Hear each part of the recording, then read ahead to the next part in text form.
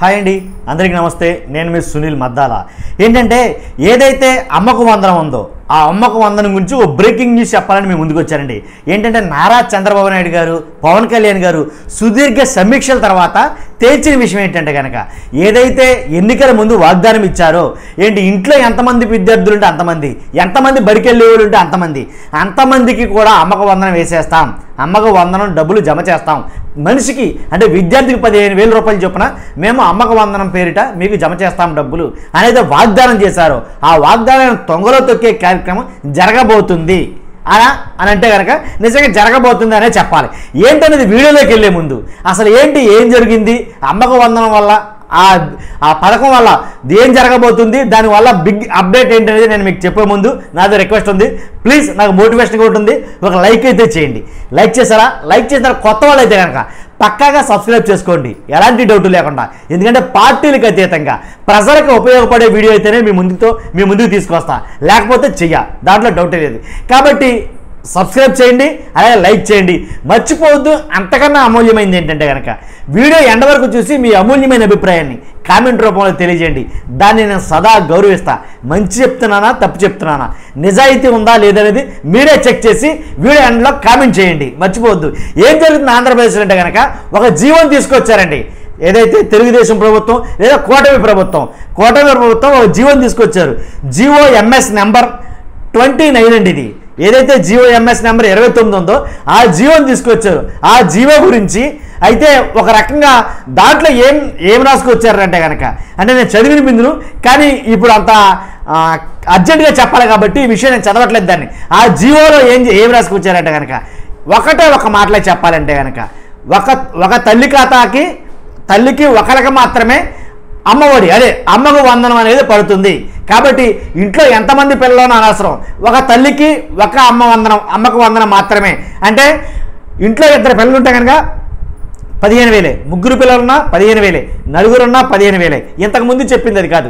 కాబట్టి ఇలా ఎందుకు మార్చాల్సి వచ్చింది అంటే మాట మార్చారంటారా, లేకపోతే ఆర్థికంగా రాష్ట్రం సంక్షోభంలో పడుతుందనా, లేకపోతే ఎందుకని ఇలాగ మాట మార్చాల్సి వచ్చింది? గత ప్రభుత్వం ఏం చేసింది అని అంటే కనుక జగన్మోహన్ రెడ్డి గారి ప్రభుత్వం గత ప్రభుత్వంలో ఏదైతే అమ్మ ఒడి అనే ఈ పథకాన్ని ఆయనే ప్రవేశపెట్టాడు. ఆ పథకాన్ని కంటిన్యూస్గా నిర్విరామంగా కరోనా టైంలో కూడా ఉన్నట్టు చెప్పుకోవాలి, నిజంగానే ఒప్పుకోవాలా. కరోనా టైంలో కూడా అమ్మకు వడి ఖచ్చితంగా వేశాడండి. ఎందుకంటే ఏ తల్లి ఏ బిడ్డను చదివించడానికి ఇబ్బంది పడకూడదు. కనీస అవసరాలకు కూడా ఈ ప్రభుత్వం ఆదుకోకపోతే ఎందుకు అని లెక్కేసుకున్నాడు ఏంటో తెలియదు. కానీ అమ్మ ఒడి అనేది ఆ అమ్మకి ఒళ్ళో పడినట్టుగా డబ్బులు ఏనాడు కూడా ఆపకుండా కంటిన్యూగా వేసుకుంటూ వచ్చాడు. అయినా కానీ ఏం జరిగిందంటే కనుక ఆ అమ్మకు వడి ఆ ప్లేస్లో పథకం పేరు మార్చి అమ్మకు వందనం మేమేం చేస్తామంటే కనుక అంటే చంద్రబాబు నాయుడు గారు చెప్పిన మాట. కాబట్టి ఆంధ్రప్రదేశ్ రాష్ట్రంలో ఉన్న ఎంతమంది అయితే 42,61,969 మంది తల్లులకి ఎలిజిబుల్ అయిన తల్లులకి అందరికీ కూడా చంద్రబాబు నాయుడు గారు చెప్పిన మాట ఏంటంటే కనుక ఒకటే మాట ఏంటంటే ఎంతమంది ఉంటే విద్యార్థులు అంతమందికి 100% అమ్మకు వందనం మేము వేసేస్తాం. దాంట్లో ఎలాంటి డబ్బు లేదు. 2 పిల్లలు ఉంటే 30,000 అన్నారు. 3 పిల్లలు ఉంటే కనుక 45,000 అన్నారు. ఇలాగ ఏదొస్తా చెప్పారు. నిజంగా వాస్తవంగా అయితే కనుక నమ్మారండి ప్రజలు. వాస్తవమా కాదా? మీలో ఎంతమందికి ఈ మాట వాస్తవమా కాదా చెప్పండి. అమ్మకు వందనం అందరికీ వేస్తానన్నారా, వేయలేదా? జగన్మోహన్ రెడ్డి గారు నేను వెయ్యను అలాగా ఒక తల్లికి ఒకటి మాత్రమే, ఇంట్లో 2 3 ఒకరికి మాత్రమే వర్తింప చేయగలం. ఎందుకంటే ఆంధ్రప్రదేశ్ కొంచెం ఆర్థికంగా వెనకబడి ఉంది కాబట్టి ఒకరికి మాత్రమే వర్తింప చేయగలం అని అయితే నిక్కచ్చిగా నిర్మోహమాటంగా చెప్పేశాడు. ఓట్లు పడతాయా ఓట్లు పడవా అనేది లేదు. ఇలా నేను మాట్లాడుతుంటే వైసీపీ కోటనో లేకపోతే జగన్ గారి ఫేవర్గా మాట్లాడుతున్నానో అనుకున్నారు, కానీ వాస్తవాలు మాట్లాడుతున్నానండి. నేను చూసి వాళ్ళు సరిగ్గా అబ్జర్వ్ చేయాలా. కాబట్టి అందు గురించే ఎంతమంది ఉంటే పిల్లలు అంతమంది కానీ చెప్పరా. చంద్రబాబు నాయుడు గారు చెప్పినప్పుడు అబ్బాయి నేను కూడా ఇచ్చేస్తానండి, ఇంట్లో 4 ఉంటే 4 పిల్లలకే అమ్మకు వందనం అమ్మఒడి నేను అమలు చేస్తానని చెప్పలా. కాబట్టి అలా చెప్పకపోవడం వల్ల ఓట్లు పడలా. అలా చెప్పారేమో ఓట్లు పడ్డాయి. కాబట్టి ఇక ఓట్లు కాదండి సమస్య, నోట్లు. నిజమండి. కాబట్టి ఏదైతే ఓట్లు ప్లేస్లో నోట్లు పెట్టి చెప్పారో ఆ మాటను జనాలు నమ్మారు కాబట్టి మీకు ఓట్లు వేశారు. కానీ ఇప్పుడు ఏమన్నారంటే కనుక ఒక్కరికే అని ఎక్కువగా వార్తలు వస్తున్నాయి. ఇది ఎంతవరకు కన్ఫామ్ అంటే కనుక ఏదైతే జీవో ఉందో ఆ జీవోను సరిగ్గా చదివితే కనుక ఒకరికే అమ్మకు వందనం ఒక తల్లికి ఎంతమంది తల్లులు ఉంటే అంతమందికి మాత్రమే అని అయితే కనుక మెన్షన్ చేయడం జరిగింది. ఎంతమంది విద్యార్థులు ఉంటే అంతమందికి, లేకపోతే ఎంతమంది పిల్లలు ఉంటే అంతమందికి అని మెన్షన్ చేయాల. కాబట్టి రాద్ధాంతం అంతా మీకు అర్థమైంది అనుకుంటా సూర్యుడిగా. అంటే నేను ఏదో కంపకాల్చి మీద వేయాలనే ఉద్దేశంతో చెప్పట్లా. వాస్తవంగా మీరు జీవోలో ఏదైతే పొందుపరిచారో దాన్ని వక్రీకరించకుండా ఉన్నది ఉన్నట్టు చెప్పడానికి ప్రయత్నం చేశా అంతే. కాబట్టి మీరు జీవోలో ఏదైతే పొందుపరిచారో, ఎవరైతే తల్లుల ఖాతాలో ఎంతమంది తల్లులు ఉంటే అంతమంది తల్లులకి 15,000 రూపాయలు చొప్పున అమ్మకి వందనం మేము జమ చేస్తాం, 75% హాజరు ఉండాలి, ఇవే కదా మెన్షన్ చేశారు. సో మీరు చెప్పిన దాన్ని బట్టి క్లియర్ కట్గా క్రిస్టల్ క్లియర్గా ఏం తెలుస్తుందిరా, ఎంతమంది తల్లులు ఉంటే అంతమంది తల్లులకి 15,000 రూపాయలు చొప్పున ఇస్తారు. ఆ తల్లికి 2 ఉన్నారా, 3 ఉన్నారా పిల్లలు, లేకపోతే 1 ఉన్నారా, 4 ఉన్నారా అని కాదు, ఎంతమంది తల్లులు ఉంటే అంటే 42,61,969 మంది తల్లుల ఖాతాల్లో 15,000 రూపాయలు చొప్పున వేస్తారు. ఇదే కదా మీరు చెప్పింది, నేను చెప్తుంది కూడా అదే. కాబట్టి దీంట్లో నేనేమి కావాలని మసిపూసి మారేడికాయ అస్సలు చేయట్లా. కాబట్టి ఉన్నమాట ఏంటంటే కనుక మొత్తం అవన్నీ ఎన్నికల ముందు చెప్పినవన్నీ తూమ్ తహా ఏమి లేవు దాంట్లేక. కాబట్టి ఇప్పుడు చెప్పబోయేదండి ఒకరికే.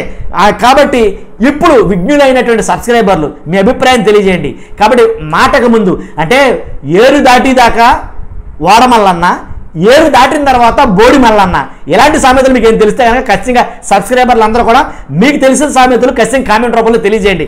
ఎందుకంటే దాని అర్థం ఏంటనేది నాకు చెప్పండి, నాకు తెలియకడుగుతున్నాను మిమ్మల్ని అంతే.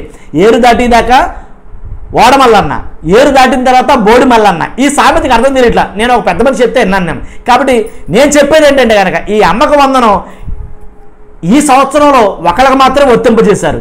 నెక్స్ట్ ఇయర్ నుంచి అసలు వర్తింపజేస్తారా?